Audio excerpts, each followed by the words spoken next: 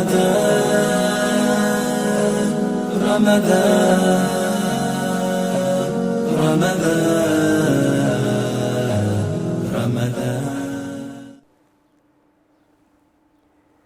اللہ الرحمن الرحیم الحمدللہ رب العالمین والصلاة والسلام علی سید المرسلین وعلی آلہ وصحبہ اجمعین۔ علامات قیامت کے بارے میں ہم بات کر رہے ہیں، اور خاص طور پہ اس میں جو علامات کبریٰ ہیں ان کی بات ہو رہی ہے۔ تو آج جو ہم باقی 3 علامتیں ہیں ان کے بارے میں بات کریں گے، اور اس میں پہلی جو علامت ہے آج کی گفتگو میں وہ ہے وہ دھواں، جو کہ آخری زمانے میں ہوگا، قیامت سے پہلے اس کی علامت کے طور پر اس کا ذکر کیا گیا ہے۔ تو قرآن کریم میں جو ذکر آیا ہے سورہ دخان کی آیت نمبر 10 سے لے کر 13 تک، جس میں ارشاد باری تعالیٰ ہے فَارْتَقِبْ يَوْمَ تَأْتِي السَّمَاءُ بِدُخَانٍ مُّبِينٍ يَغْشَى النَّاسَ هَذَا عَذَابٌ أَلِيمٌ رَبَّنَا اكْشِفْ عَنَّا الْعَذَابَ إِنَّا مُؤْمِنُونَ أَنَّا لَهُمُ الذِّكْرَى وَقَدْ جَاءَهُمْ رَسُولٌ مُبِينٌ۔ تو یہ اس آیت میں تو واضح طور پر کہا گیا کہ اس دن کا انتظار کرو کہ جب آسمان پر ایک وہ واضح دھواں نظر آئے گا۔ تو یہ قرآن واضح بتا رہا ہے۔ اب اس میں جو احادیث آئی ہیں اس میں پہلے ایک حدیث ہم ذکر کر چکے ہیں حضرت حذیفہ ابن اسید رضی اللہ تعالیٰ عنہ کی، کہ نبی کریم صلی اللہ علیہ وسلم نے دیکھا اور پوچھا کہ بھائی کیا کر رہے ہو؟ تو ہم نے کہا کہ ہم قیامت کے بارے میں بات کر رہے ہیں۔ تو آپ نے کہا کہ قیامت اس وقت تک قائم نہیں ہوگی جب تک کہ 10 نشانیاں نہ دیکھ لو، اور اسی میں پھر آپ نے دخان کا ذکر کیا، دھوئیں کا۔ اور دوسری حدیث ہے ابو ہریرہ رضی اللہ تعالیٰ عنہ کی، کہ اس میں بھی جو فرمایا کہ ان 6 چیزوں سے پہلے عمل کر ڈالو، اور اس میں بھی انہوں نے جو 3 باتیں بتائی گئی ہیں، 6 باتیں بتائیں، ان میں دخان کا ذکر ہے اور وہی دھواں مراد ہے۔ اور پھر ایک اور حدیث میں اس طرح آتا ہے جو امام ابن جریر لے کر آئے ہیں اپنی کتاب میں، کہ نبی کریم صلی اللہ علیہ وسلم نے فرمایا ہے کہ تمہارا رب نے تمہیں 3 چیزوں سے ڈرایا ہے۔ ایک کیا ہے؟ دخان، دھواں۔ تو مومن کو تو اس سے اس طرح کا احساس ہوگا جیسے کہ زکام ہو جاتا ہے، زکام کسی کیفیت ہو جاتی ہے اس کی، اور وہ محسوس کرتا ہے۔ اور کافر بھی اس کو دھوئیں کو لے گا، سونگے گا، لیکن وہ اس طرح پھول جائے گا کہ یہاں تک کہ اس کے ہر جو سوراخ ہیں، خاص طور پہ کانوں سے وہ دھواں نکلنا شروع ہو جائے گا۔ اور دوسرا دابہ ہے، اور تیسرا دجال ہے۔ تو یہ 3 چیزوں سے ڈرایا گیا ہے۔ تو یہاں پہ بھی اس دخان کے بارے میں، دھوئیں کے بارے میں بتایا کہ اس کا اثر ایک مسلمان پہ تو صرف اتنا ہی ہوگا جتنی زکام کی کیفیت ہوتی ہیں، نزلے کی کیفیت ہوتی ہیں، لیکن ایک کافر کے لیے پورا اس کے جسم میں بھر جائے گا، اور پھر اس کے جو کانوں سے وہ نکلے گا۔ اب اس کے بارے میں جو علماء کی رائے ہے کہ یہ اس سے دخان سے مراد کیا ہے اور یہ کب ہوگا، تو اس میں 2 قول ملتے ہیں ہمیں علماء کے۔ ایک تو یہ کہتے ہیں بعض علماء کہ اس دخان سے مراد، دھوئیں سے مراد وہ ہے جب کہ قریش کو بارے میں جب نبی کریم صلی اللہ علیہ وسلم نے ان کے لیے بد دعا کی تھی، تو ان کے اوپر جو قحط نازل ہوا اور جو سختی نازل ہوئی، اور اب وہ بات پھر بھی نہیں مانے، وہ کفر میں رہے، آپ نے بد دعا بھی کی، تو وہ پھر اسی پریشانی کے عالم میں جب آسمان کی طرف دیکھتے تھے تو ان کو دھواں نظر آتا تھا۔ تو یہی دھواں مراد ہے، جیسے کہ عبداللہ ابن مسعود رضی اللہ تعالیٰ عنہ اور جنہوں نے ان کی رائے قبول کی ہیں وہ یہی کہتے ہیں کہ اس سے مراد وہ دھواں ہے جو ان کفار کو نظر آتا تھا۔ اور اس کی انہوں نے جو دلیل لی ہے وہ یہ ہے کہ جیسے کہ روایت آتی ہے کہ مسروق ابن الاجدع رحمہ اللہ تابعی ہیں، وہ کہتے ہیں کہ ہم عبداللہ ابن مسعود رضی اللہ تعالیٰ عنہ کے پاس بیٹھے ہوئے تھے کہ ایک شخص آیا، کہنے لگا کہ اے ابو عبد الرحمن، ایک جو قصہ گو ہے وہ قصہ بیان کر رہا ہے اور یہ بتا رہا ہے کہ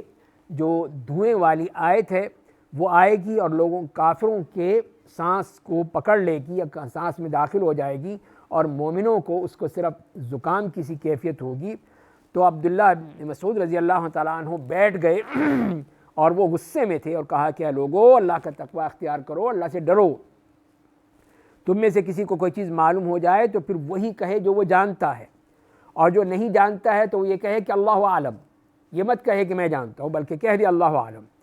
تو اس لیے کہ وہ تم میں سب سے زیادہ جاننے والا ہے، اور جو یہ کہہ دے کہ جو نہیں جانتا ہے اس کے بارے میں کہہ دے کہ اللہ بہتر جانتا ہے، یہی کافی ہے۔ اور پھر انہوں نے یہ کہا، یہ آیت تلاوت کی کہ اللہ تعالیٰ نے اپنے نبی سے یہی کہا ہے، قُلْ مَا أَسْأَلُكُمْ عَلَيْهِ مِنْ أَجْرٍ وَمَا أَنَا مِنَ الْمُتَكَلِّفِينَ۔ اور پھر انہوں نے بتایا کہ رسول اللہ صلی اللہ علیہ وسلم نے جب ان کو دیکھا تھا، ان کفار مکہ کو، کہ یہ بات نہیں سن رہے، تو ان کو بددعا کی کہ اللہم سبع کسبع یوسف، کہ اللہ ان کے اوپر وہ 7 سال اس طرح مسلط کر دے جیسے یوسف علیہ السلام کے 7 سال تھے، جیسے کہ سورہ یوسف میں ذکر آیا ہے۔ تو فرماتے ہیں کہ پھر وہ ان کو پھر ایسا قحط نازل ہوا مکے میں کہ ہر چیز کھانے پہ مجبور ہو گئے، حتیٰ کہ مردار بھی، چمڑے بھی، جو چیز بھی ہوتی تھی سب کھانے پہ مجبور ہو گئے۔ اور پھر ان میں سے اسی بھوک کے عالم میں جب وہ آسمان کی طرف دیکھتا تھا تو اس کو دھواں نظر آتا تھا۔ اور پھر کہتے ہیں ابن مسعود رضی اللہ تعالیٰ عنہ، اور 5 چیزیں جو ہیں وہ گزر چکی ہیں جن کو ذکر آیا ہے قرآن کریم میں۔ ایک تو اللزام، جو قرآن کریم نے کہا ہے کہ فقط کذبتم فسوف یکون لزاما، یعنی کہ وہ لازمی عذاب جو ان کے لیے تھا وہ آ چکا ہے۔ والروم، اور وہ اس آیت کی طرف اشارہ الف لام میم غلبت الروم، یہ واقعہ بھی ہو چکا ہے۔ والبطشہ یوم نبطش البطشۃ الکبریٰ انا منتقمون، یہ بھی ہو چکا ہے جب اللہ نے ان کو پکڑ لیا اور غزوہ بدر میں ان کی پٹائی کر دی۔ اور والقمر، اور اس سے مراد یہ ہے کہ اقتربت الساعۃ وانشق القمر، جو چاند کے 2 ٹکڑے ہونے تھے وہ بھی ہو چکا ہے۔ والدخان، اور یہ دھوئیں والی بات یہ بھی ہو چکی ہے۔ تو یہ کہتے تھے کہ یہ 5 چیزیں ہیں، یہ سب کی سب یہ نشانیاں گزر چکی ہیں۔ دوسری طرف دوسرا جو رائے ہے اکثر علماء کی، وہ یہ ہے کہ دخان سے مراد وہ دھواں ہے جو کہ ان علامتوں میں سے ہے جو کہ قیامت سے پہلے نمودار ہوں گی، قیامت سے پہلے ہوں گی۔ اور اس کے بارے میں حضرت علی بن ابی طالب، حضرت ابن عباس، ابو سعید خدری رضی اللہ تعالیٰ عنہم اور بہت سے تابعین، وہ سب اسی کی طرف وہ اپنی رائے رکھتے ہیں، اور اسی کو کہتے ہیں کہ اس سے مراد وہ علامت ہے جو ابھی آئے گی، قیامت سے پہلے ہوگی، تو وہ مراد ہے یہاں پر۔ اور اسی کو ہی کہا گیا ہے، اس لیے کہ قرآن نے صاف کہا ہے کہ فرتقب، انتظار کرو کہ جب وہ دن آئے گا جب وہ آسمان پہ تم یہ دھواں واضح طور پر دیکھو گے۔ تو بعض تیسری روایت جو ہے کہ اس کو جمع کرنے کے لیے ان تمام ادلہ کو، تمام دلائل کو، کہ وہ یہ 2 دخان ہو گئے، 2 دھوئیں ہو گئے۔ ایک دھواں تو وہ ہے جو کہ ظاہر ہو چکا ہے، جو کہ وہ کفار مکہ دیکھا کرتے تھے،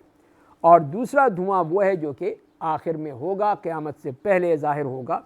تو اس طرح انہوں نے، ائمہ کرام نے اس کو جمع کرنے کی کوشش کی ہے تاکہ یہ دلائل جو آپس میں ٹکرا نہ سکیں، ٹکرانے کے بجائے ہم اس کو سمجھنے کی کوشش کریں۔ اس لیے پھر انہوں نے کہا کہ یہ ایک نہیں 2 ہیں، ایک وہ جو مکہ میں ہوا تھا اور وہ مکے والے کو نظر آتا تھا، اور دوسرا وہ ہے جو کہ قیامت کی نشانی کے طور پہ ظہور ہوگا، اس کے بارے میں یہ قرآن نے بتایا ہے۔ اب آتے ہیں جو اگلی نشانی ہے 8ویں، وہ ہے 3 قسم کے وہ ایسے واقعات جس میں زمین دھنس جائے گی، جس کو خسف کہا جاتا ہے، اور اس کا قرآن میں ذکر تو نہیں ہے لیکن احادیث میں ذکر آیا ہے۔ جیسے ہم نے حذیفہ ابن اسید رضی اللہ تعالیٰ عنہ کی حدیث پڑھی ہے، ابھی ہم ذکر کر چکے ہیں، اور اس میں یہ آپ نے فرمایا تھا کہ قیامت اس وقت تک قائم نہیں ہوگی جب اس سے پہلے تم 10 نشانیاں نہ دیکھ لو، اور اسی میں 3 قسم کے وہ خسف ہیں، ایک مشرق میں، ایک مغرب میں، ایک جزیرہ عرب میں۔ اور اسی طرح سے یہ حدیث بھی ہم ذکر کر چکے ہیں جو کہ صحیح روایات میں آئی ہے۔ حضرت ام سلمہ کی حدیث آتی ہے جس میں وہ فرماتی ہیں کہ میں نے نبی کریم صلی اللہ علیہ وسلم کو کہتے ہوئے سنا ہے کہ میرے بعد اس قسم کے دھنسنے کا عمل ہوگا مشرق میں، مغرب میں اور جزیرہ عرب میں، 3 وہ ہوں گے۔ تو ام سلمہ کہتی ہیں کہ میں نے پوچھا کہ یا رسول اللہ، اس طرح زمین دھسا دی جائے گی اور ہم میں نیک لوگ موجود ہوں گے؟ تو آپ نے فرمایا کہ ہاں، اذا اکثر اہلھا الخبث، کہ اگر وہ زمین والوں میں سے اکثریت جو ہے ایسی جو خبیث کام کرنے والی ہو گئی تو یہ ہوگا۔ تو بظاہر پھر یہ معلوم ہوا کہ یہ وہ 3 قسم کی وہ ایسے دھنسنے کی علامتیں ہیں کہ زمین بالکل ہی اندر چلی جائے گی، دھس جائے گی، اور یہ 3 جگہ پر ہوگا۔ اور یہ ان دھسنے کے علاوہ ہے، یہ تو قیامت کی، یہ قیامت کی علامات کبریٰ میں شامل ہے۔ اس کے علاوہ اگر کہیں دھسنے کا ہوتا ہے تو وہ علامات صغریٰ میں شامل ہوگا۔ اگر کہیں پہ زمین بیٹھ گئی ہے، وہاں پہ گڑھا پڑ گیا ہے، گاڑیاں اس میں گر گئی ہیں، لوگ اس میں گر گئے ہیں، تو یہ وہ ہے جو کہ علامات صغریٰ میں سے تو ہو سکتے ہیں، علامات کبریٰ میں سے نہیں ہیں۔ تو علامات کبریٰ وہی ہیں جو کہ قیامت کے قریب ہیں، جیسے کہ اس سے معلوم ہوتا ہے، اور اس کے علاوہ ہمیں اور کچھ نہیں ملتا۔ یہی میں نے جو ذکر کی ہیں احادیث، اور حضرت ام سلمہ کی حدیث جو امام طبرانی نے معجم الاوسط میں ذکر کی ہیں، اور انہوں نے بھی اس کو امام حیثمی نے قبول کیا ہے۔ اور آخری جو علامت ہے وہ آگ جو لوگوں کو حشر کے مقام تک لے جائے گی، اور یہ بھی جو آخری علامت ہے علامات کبریٰ میں سے قیامت کی، اور پھر ان سب سے پہلی وہ نشانی ہے ان کے حوالے سے جو قیامت کے قائم ہونے سے کہ وہ آگ نکلے گی اور لوگوں کو حشر کے مقام پر لے جائے گی۔ اور اس کے بارے میں جو ہمیں احادیث ملتی ہیں کہ ان روایات سے معلوم ہوتا ہے کہ یہ آگ عدن کے وہاں سے گہرائی سے نکلے گی یمن میں، اور پھر وہ بعض روایت میں آتا ہے کہ حضر موت کے سمندر سے نکلے گی۔ تو یہ احادیث ہمارے پاس ہیں، 3 احادیث ہیں۔ ایک تو حذیفہ ابن اسید کی جس کا ہم نے بارہا ذکر کیا ہے کہ اس میں بھی آپ نے یہی فرمایا ہے، اور آخر میں وہ آگ ہوگی جو یمن سے نکلے گی، لوگوں کو ان کے حشر کے مقام تک لے جائے گی۔ اور ایک روایت میں کہ آگ نکلے گی قعرۃ عدن کے علاقے سے، اور لوگوں کو اس طرح وہاں سے دھکیل دے گی۔ اور دوسری روایت ملتی ہے، یہ بھی صحیح مسلم کی روایت ہے، اور دوسری ابن عمر رضی اللہ تعالیٰ عنہما کی روایت ہے کہ رسول اللہ صلی اللہ علیہ وسلم نے فرمایا ہے ستخرج نار من حضرموت او من بحر من حضرموت قبل یوم القیامت تحشر الناس، کہ حضرموت سے یا حضرموت کے سمندر سے ایک آگ نکلے گی قیامت سے پہلے جو لوگوں کو وہاں سے دھکیلے گی۔ اور تیسری حدیث، یہ حدیث جو ہے امام ترمذی نے کتاب الفتن میں، اور شیخ البانی نے اس کو صحیح قرار دیا ہے۔ اور تیسری حدیث ہے انس رضی اللہ تعالیٰ عنہ کی کہ عبداللہ ابن سلام نے جب اسلام قبول کیا تو نبی کریم صلی اللہ علیہ وسلم سے جو سوالات پوچھے تھے ان میں یہ بھی تھا کہ قیامت کی علامتوں میں سے پہلی علامت کیا ہے، تو آپ صلی اللہ علیہ وسلم نے فرمایا کہ اما اول اشراط الساعۃ فنار تحشر الناس من المشرق الى المغرب، کہ قیامت کی علامتوں میں سے پہلی علامت یہ ہوگی کہ ایک آگ ہوگی کہ لوگوں کو دھکیل دے گی مشرق سے مغرب کی طرف، اور یہ حدیث بھی امام بخاری نے اپنی کتاب میں نقل کی ہے۔ اب یہ ہے کہ اس طرح کیسے ہم ان حدیث کو سمجھ سکتے ہیں، تو پہلی بات تو یہی ہے کہ یہ وہ قیامت کی علامتوں میں سے ہے، اور بعض میں کہا گیا کہ یہ آخری علامتوں میں سے ہے، بعض میں کہا کہ یہ پہلی علامتوں میں سے ہے۔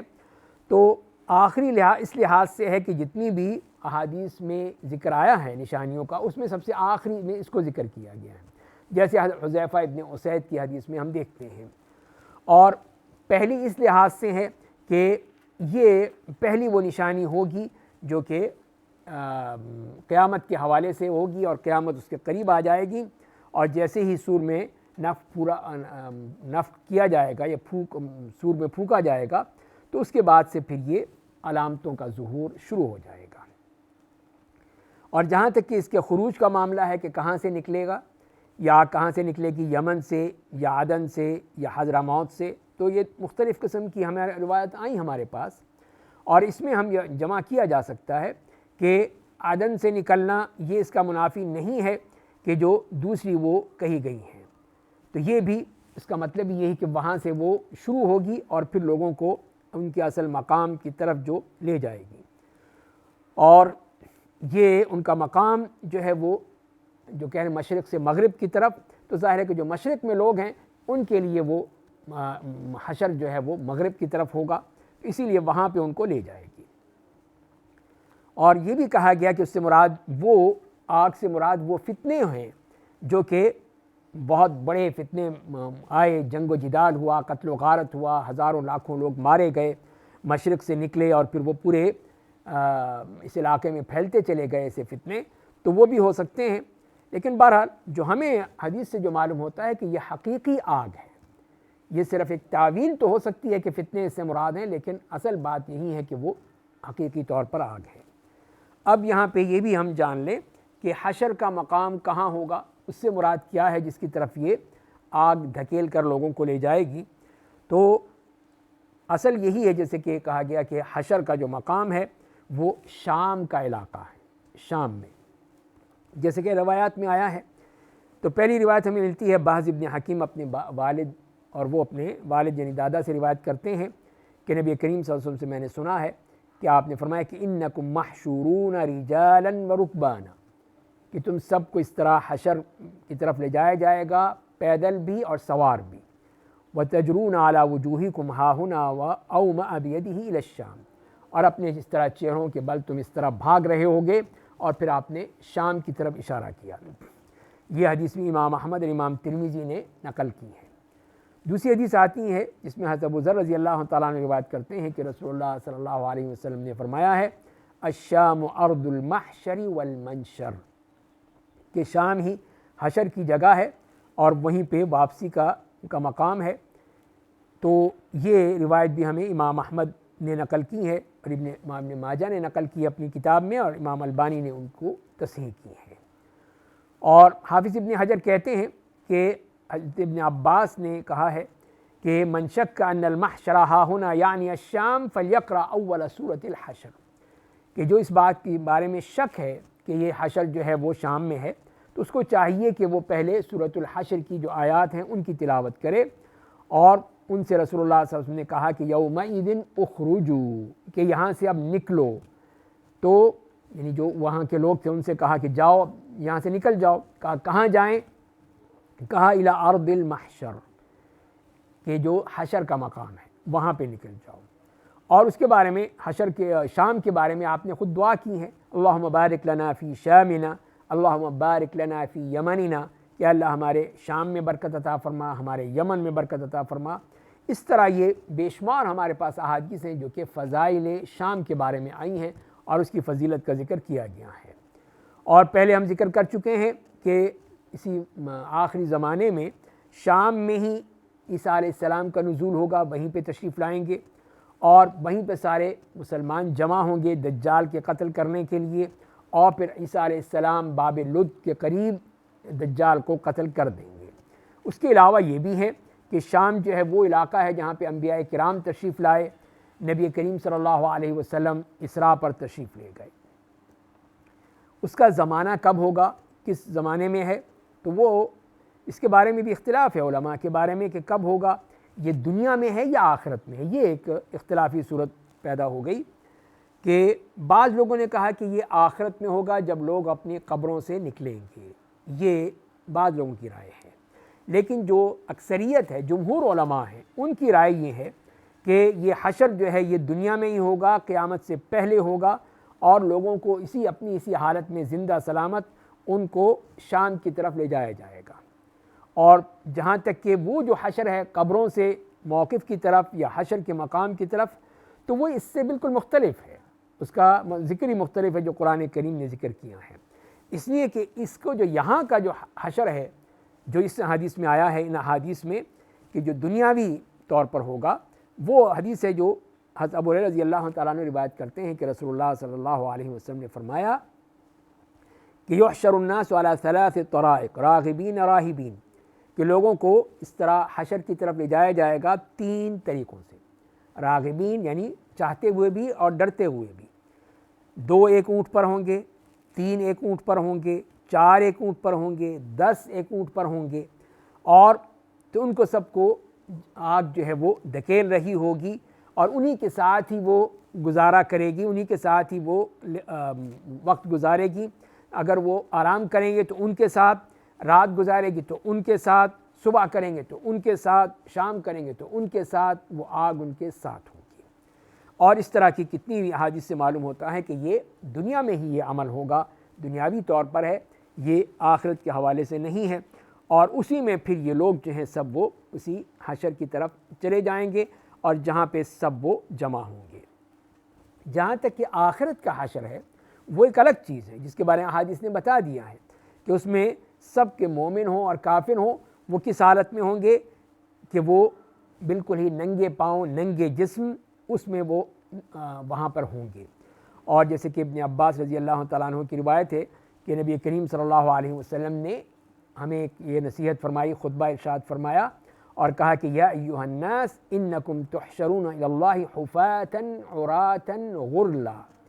کیا لوگو تم اللہ کے ہاں تمہیں جمع کیا جائے گا ننگے پاؤں ننگے جسم بغیر ختنہ کے، کما بدأنا اول خلق نعید وعدا علینا انا کنا فاعلین، کہ جیسے کہ ہم نے پہلی جو تخلیق پیدا کی تھی اسی کی طرف لوٹا دیں گے، یہ ہماری طرف سے وعدہ ہے اور ہم یہ کام کرنے والے ہیں۔ یہ سورۃ الانبیاء کی آیت نمبر 104 ہے۔ اور اس کے بعد فرماتے ہیں الا وان اول الخلائق یکسیٰ یوم القیامت ابراہیم علیہ السلام، اور قیامت کے دن سب سے پہلا شخص جس کو، پہلی مخلوق جس کو لباس پہنایا جائے گا وہ حضرت ابراہیم علیہ السلام ہوں گے۔ تو اس سے معلوم ہوا کہ یہ ایک الگ چیز ہے، وہ ایک الگ چیز ہے۔ اور پھر ظاہر ہے کہ یہاں تو کس طرح وہ ننگے جسم اور ننگے پاؤں جا رہے ہیں، اور اس میں اور دوسری طرف جو وہ احادیث ہیں اس میں بتایا جا رہا ہے کہ وہ سوار ہوں گے، اونٹوں پہ سوار ہوں گے، ایک ایک، دو دو، تین تین، چار چار، یہاں تک کہ 10 لوگ جو ہیں وہ اونٹ پر سوار ہوں گے۔ تو یہ کیسے ہو سکتا ہے کہ وہ پھر یہی چیز ہو؟ تو اس کا مطلب یہی ہوا کہ جو دنیاوی حشر کا طریقہ ہے یا لے جائے جانے کا معاملہ ہے وہ ایک الگ چیز ہے جو ان احادیث میں بیان کی گئی، اور جو قیامت کی طرف حشر کا معاملہ ہے وہ ایک الگ چیز ہے، وہ اس سے بالکل مختلف ہے، اس کو اس کے ساتھ ملایا نہیں جا سکتا ہے۔ اور یہ بھی جیسے کہ بات ہو چکی ہے اس معاملے میں کہ آگ سے مراد پھر وہی آگ ہوگی جو کہ علامات قیامت میں سے ہے۔ وہ آگ جو جیسے کہ مدینہ منورہ میں وہ آگ نکلی تھی اور اسی کی صورت میں وہ حرہ شرقیہ اور حرہ غربیہ کا وجود میں آیا تھا، تو وہ علامات صغریٰ میں سے تو ہو سکتی ہے، علامات کبریٰ میں سے نہیں ہے۔ تو یہ ہمیں سمجھنے کی ضرورت ہے کہ جو بھی دلائل ہیں ہمارے پاس، احادیث ہیں، ان کو ان کی اصل حقیقت کے اور روح کے مطابق سمجھا جائے، تبھی ہم ان کو سمجھ سکتے ہیں۔ آپس میں اس کو گڑبڑ نہیں کرنا چاہیے کہ جو چیز جو ہے اس کو اس کے مطابق سمجھا جائے اور کسی اور چیز پر اس کو اپلائی نہ کیا جائے۔ اللہ تعالی ہمیں ان علامات کو سمجھنے اور ان پر ایمان لانے کی توفیق عطا فرمائے۔ وآخر دعوانا ان الحمد للہ رب العالمین۔